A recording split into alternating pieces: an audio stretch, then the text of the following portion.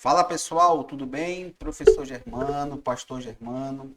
Nós estamos aqui para mais uma aula de teologia e hoje nós vamos iniciar o Novo Testamento, mas é logo mais depois da nossa vinheta.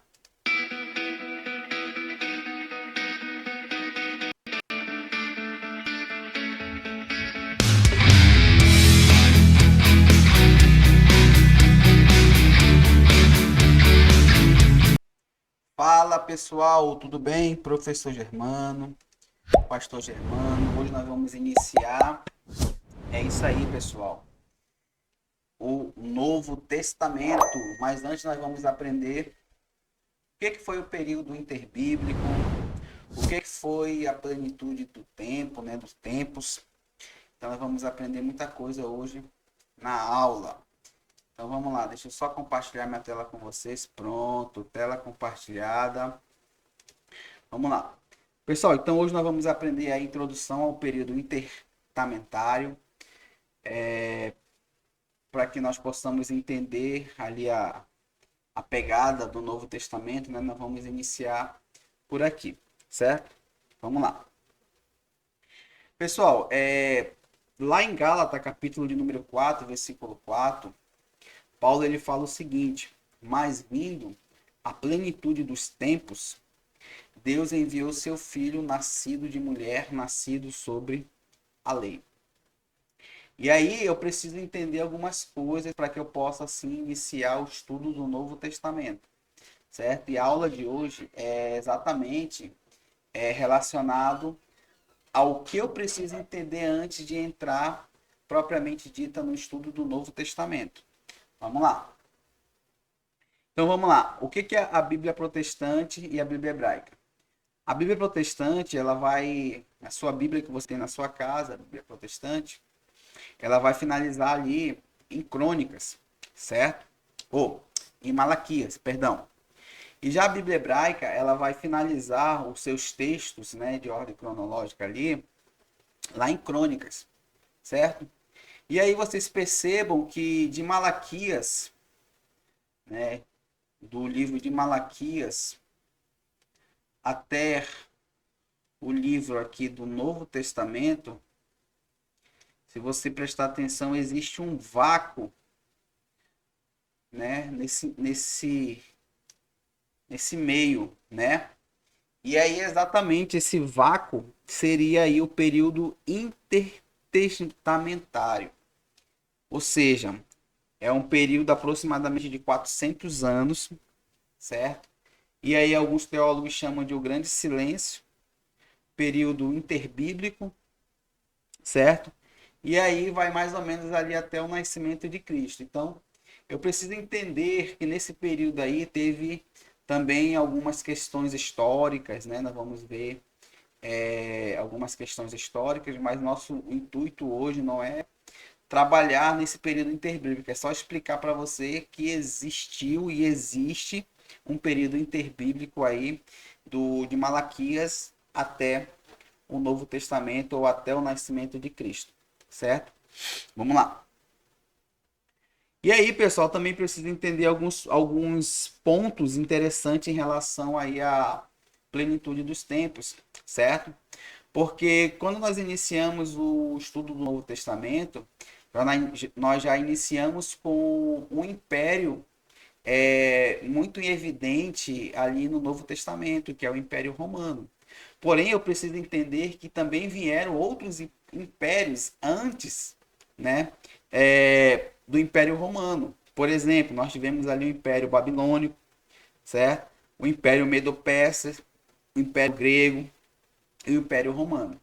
Então, percebo que todos esses impérios aí, eles têm um significado tanto no Antigo Testamento, que é a estátua de Nabucodonosor, como também um significado no Novo Testamento, que já são as revelações ali que João recebe do nosso Senhor Jesus Cristo.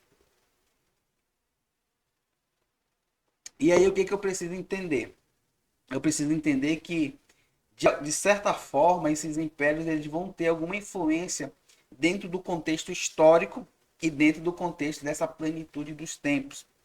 E é algo que nós vamos entender exatamente agora. Vamos lá. Então, o que que é plenitude dos tempos, professor Germano, pastor Germano? Eu não sei. Então, vamos lá. Plenitude dos tempos foi um tempo oportuno, tempo ideal para a vinda do Messias para a terra. Jesus Cristo, ele não veio, antes de Jesus Cristo vir à terra, algumas civilizações contribuíram para a vinda do Messias. Então perceba que antes de Jesus Cristo ele vir para a terra, ou seja, aquele período lá de Malaquias, até Jesus Cristo vir na terra, nós entendemos ali que existe um vácuo, né? Nós chamamos esse período de período interbíblico, certo? E aí algumas civilizações elas vão contribuir de alguma forma para a vinda do Messias, e é exatamente nós vamos entender. O que que é plenitude dos tempos? Plenitude dos tempos significa dizer que Jesus Cristo ele nem veio antes e nem veio depois, mas ele veio exatamente em um tempo oportuno, um tempo ideal, certo? Onde a Terra de fato estava necessitando dessa vinda aí do Messias. Vamos lá. E qual foram as civilizações, Pastor Germano, que contribuíram aí para a vinda do Messias ou a plenitude dos tempos? Vamos lá. Vou explicar aqui. Foram três civilizações. Então anote aí, três civilizações: os gregos, os romanos e os judeus. Então essas três civilizações, os gregos, os romanos e os judeus, elas contribuíram de alguma forma para esse tempo oportuno, esse tempo ideal do Messias vir na Terra. E aí eu preciso entender qual foi a contribuição aí dos gregos, né? Os gregos eles tiveram uma grande contribuição. Quando Alexandre o Grande ele conquistou o mundo, né? Ele levou não somente o seu idioma, mas também levou a sua cultura, certo? E aí eu preciso entender uma coisa, que os gregos eles obrigavam as pessoas a falarem o idioma grego. E aí, de certa forma, eles absorveram, né? O mundo todo absorveu parte dessa cultura grega, parte da filosofia, parte da religião, tudo dessa cultura grega. Então eu posso, de alguma forma, querendo ou não, falar que o mundo ele falava um só idioma. E qual é esse idioma, pastor Germano, professor Germano?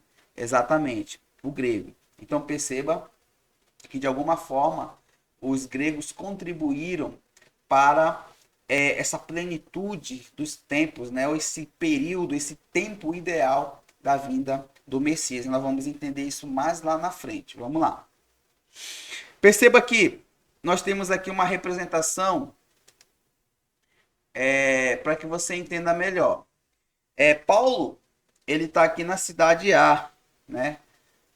E na cidade A, eles falam inglês, certo?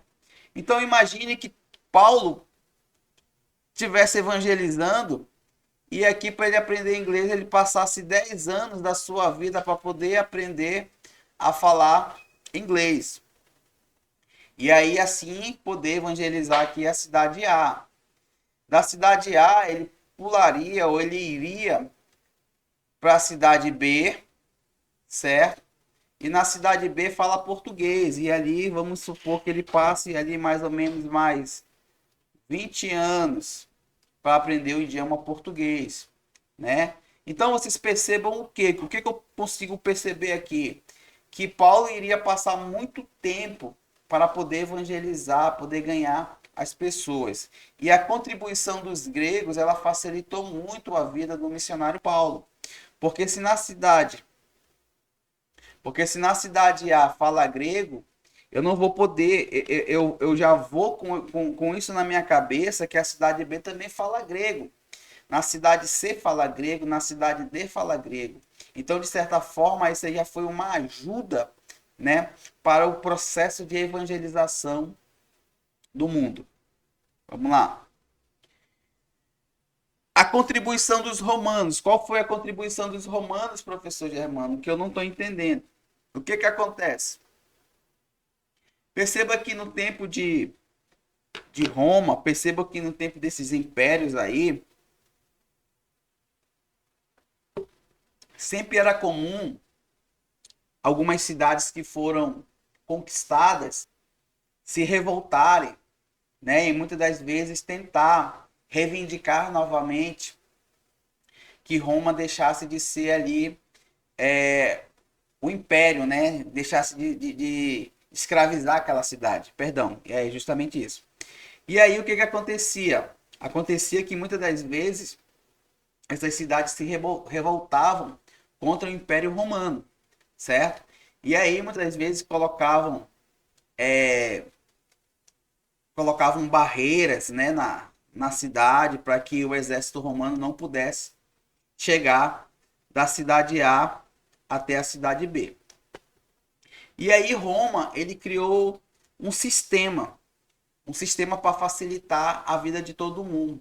A Pax Romana. O que é a Pax Romana, professor Germano? A paz. Paz romana, né?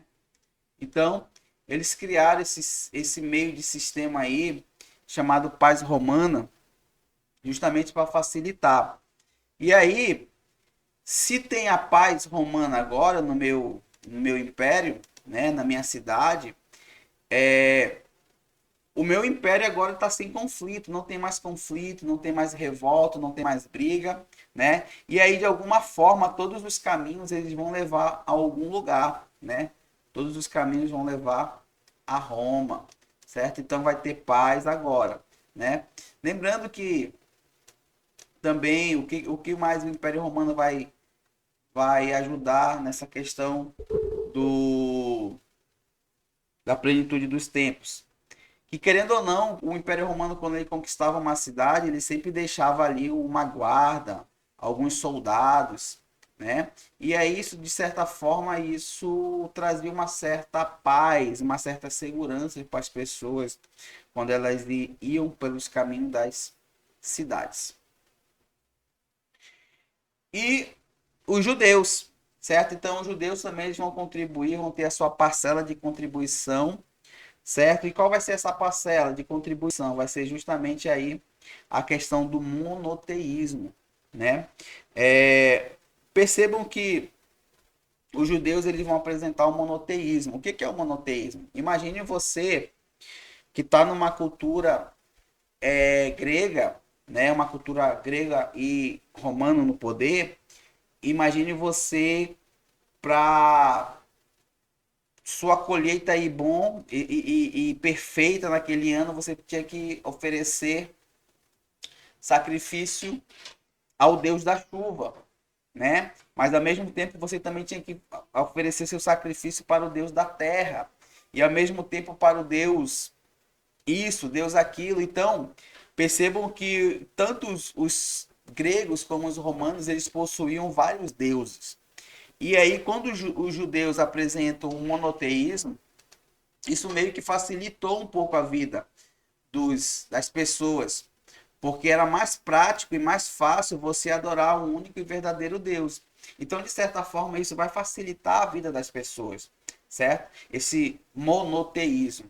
E aí, de certa forma, vai se criar ali o costume, né? Na verdade, já tinha esse costume aí de criar prosélitos, né? Ou seja, de ganhar pessoas de outras religiões, né? Então, de certa forma aí, essa vai ser a contribuição dos judeus, certo? Pessoal, então nós vamos ficando por aqui, certo? Espero que essa aula venha ter sido bênção para você. E aí nós vamos se ver na próxima aula. E aí sim nós vamos iniciar com esse material aqui, ó. Introdução ao Novo Testamento, de Carson, Moore e Maury, certo? Então, até a próxima aula, se Deus quiser.